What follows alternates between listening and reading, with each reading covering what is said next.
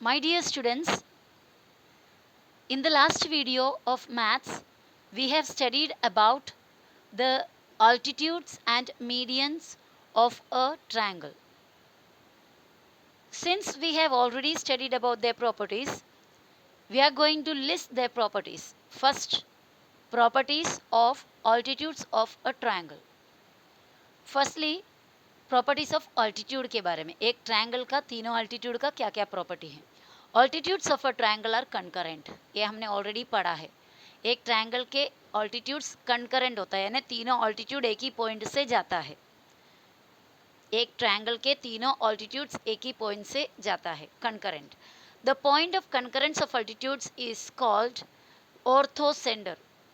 Altitude का जो point of concurrence है, यानी तीनों ऑल्टीट्यूड जो पॉइंट से जाता है उस पॉइंट का नाम है ऑर्थोसेंटर.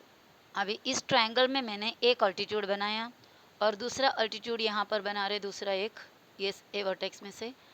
आपको ऑलरेडी ये बताया था मैंने लास्ट वीडियो में. ये दूसरा ऑल्टीट्यूड हो गया और अभी ये तीसरा ऑल्टीट्यूड.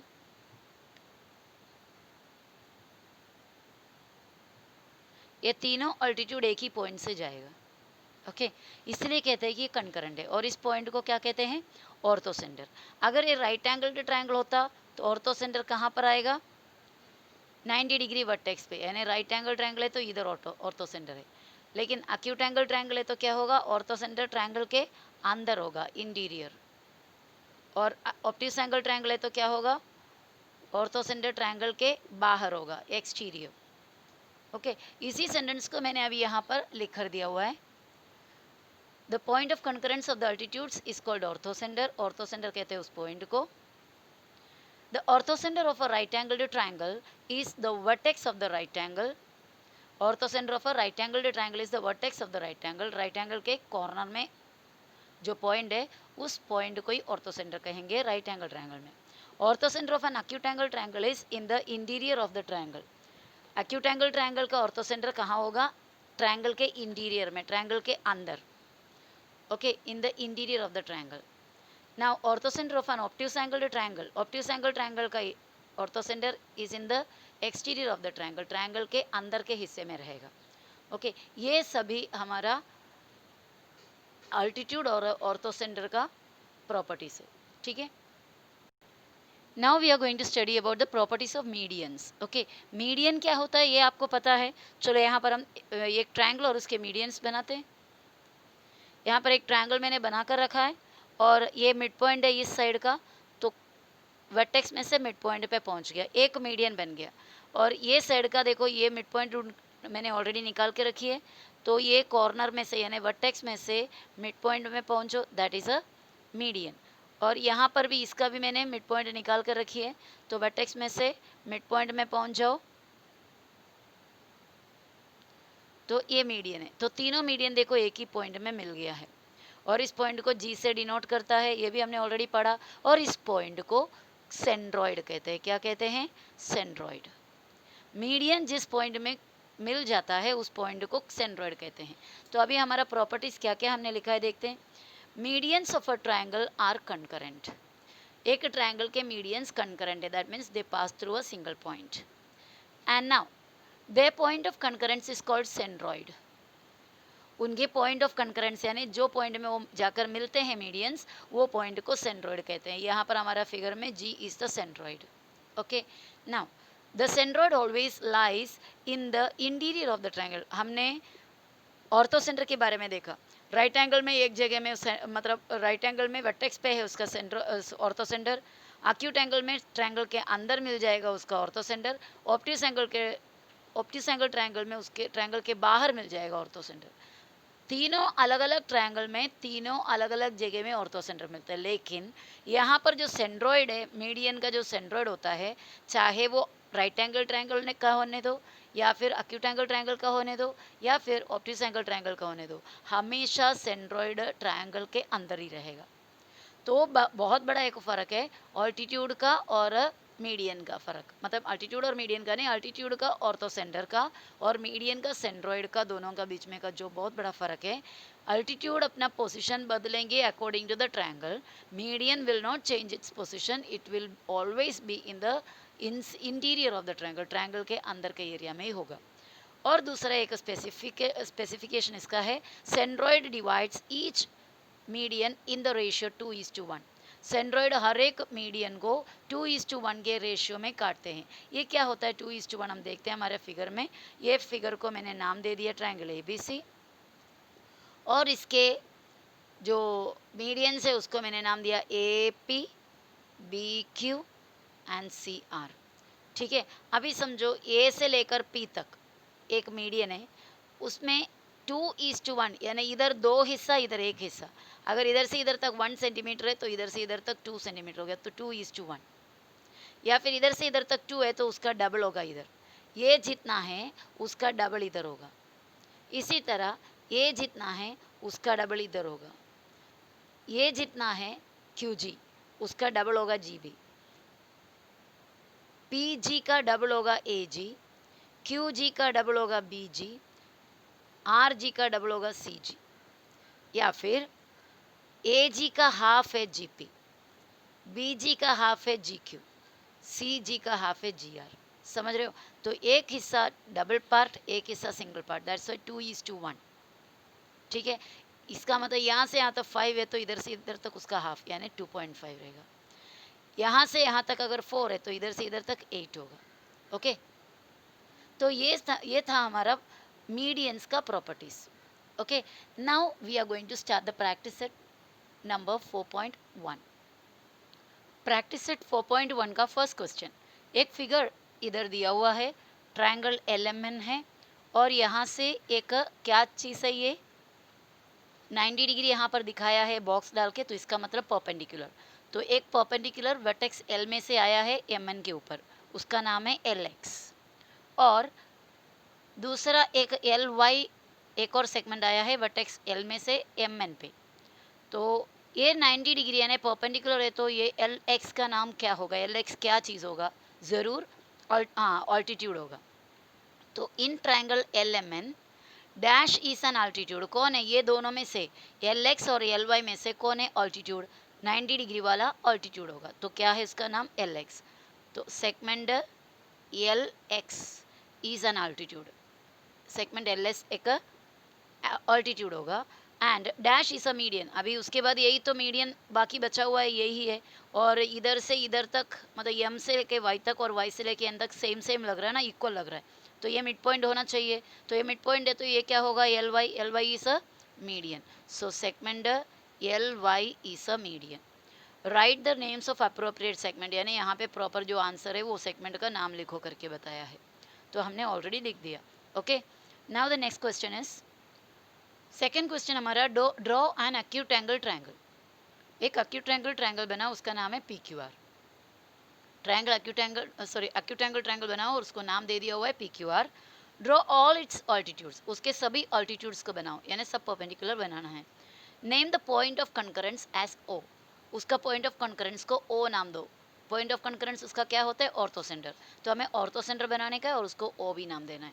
तो कितना क्या काम हो गया? एक एक्यूट एंगल ट्रायंगल बनाओ, उसका नाम दो, पूरे ऑल्टीट्यूड सभी ऑल्टीट्यूड बनाओ और उसके पॉइंट ऑफ कंकरेंस को नाम दो। ठीक है, ये ऑल्टीट्यूड एक्यूट एंगल ट्रायंगल बनाकर उसका ऑल्टीट्यूड्स बनाना हम रफली भी कर सकते हैं और with the help of instruments भी कर सकते हैं। अभी मुझे ये आइडिया नहीं कि आपका स्कूल में कौन सा मेथड फॉलो किया, so I am going to follow both the methods. मैं दोनों मेथड में करने जा रही हूँ। The method which your school teacher follows that you have to follow. Okay, so पहले बिना कोई मेशर के, बिना कोई इंस्ट्रूमेंट्स के, सिर्फ स्केल के मदद से मैं ऑल्टीट्यूड्स बना रही हूँ। तो एक ट्रायंगल बन गया,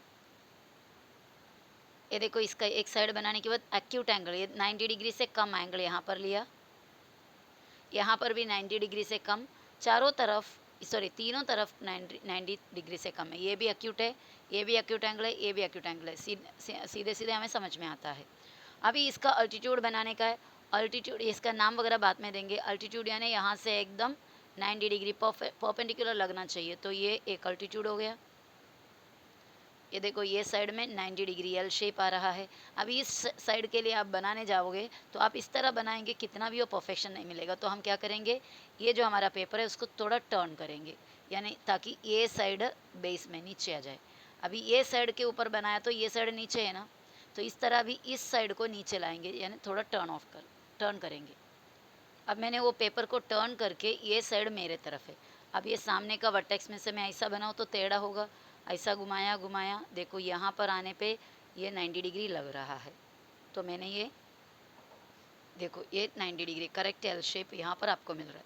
इसी तरह ये साइड को भी अभी आपके तरफ टर्न करो, यानी नीचे तरफ टर्न करो और यहाँ से ड्रॉ करो। ऐसे डायरेक्ट ड्रॉ करोगे तो हमें बराबर अंदाज़ा नहीं मिलेगा।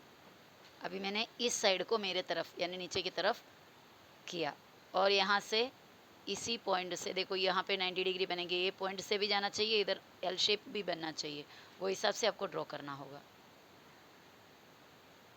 एल शेप भी बना और उसी पॉइंट से पार भी हो गया। ओके, तो अभी हमारा पेज को हम पहले के जैसा टर्न ओवर करेंगे।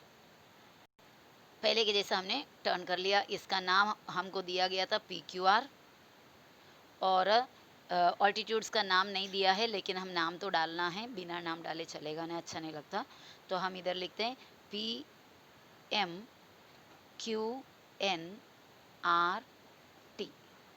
ठीक है, इस तरह लिखा। कोई भी नाम इधर आप दे सकते हो। ऑर्थो सेंटर को आपको ओ नाम देना है, ऑर्थो सेंटर ये है, उसको ओ नाम देना है। तो इस तरह हम रफली बनाया, बहुत ही आसान था। अब कोई कोई स्कूल में क्या करते हैं, इंस्ट्रूमेंट की मदद से ये काम कराया जाता है, जो परफेक्ट फिगर हमें मिलेगा। इसमें थोड़ा बहुत मिस्टेक हो सकता है, हमारे 90 डिग्री पे वगैरह हो सकता है कि 89 हो या 91 हो, ऐसा थोड़ा बहुत चेंजेस हो सकता है। लेकिन अगर हम इंस्ट्रूमेंट की मदद से बनाओगे तो वो बिल्कुल थोड़ा भी यहाँ वहाँ मेजर में चेंजेस नहीं होगा। तो I am showing that method also. अभी यहाँ देखो मैंने एक्यूट एंगल ट्रायंगल को बना के रख दिया हुआ है, सभी एंगल 90 से छोटा ही है, तो ये एक्यूट एंगल ट्रायंगल है। अभी ये जो वर्टेक्स इसका नाम क्या है, P, और एक Q है और एक R है, ठीक है। P वर्टेक्स में से हमको इसके लिए परपेंडिकुलर बनाना है, तो इसके लिए आपको आपका राउंडर लेना पड़ेगा, कंबस। ओके, ये राउंडर लेना है, राउंडर में पेंसिल को अटैच करो। देखो राउंडर मेरा रेडी हो गया। आपको क्या करना है पता है, पी से बनाने का है ना पहला, आप किधर से भी बनाओ, लेकिन फिलहाल मैं अभी इधर पी से बना रही हूँ। पी से किसके ऊपर, QR के ऊपर। तो पी पे मैं ऐसा राउंडर को टच करूँगी, राउंडर का ये जो नीडल है उसको पी पे टच करेगी।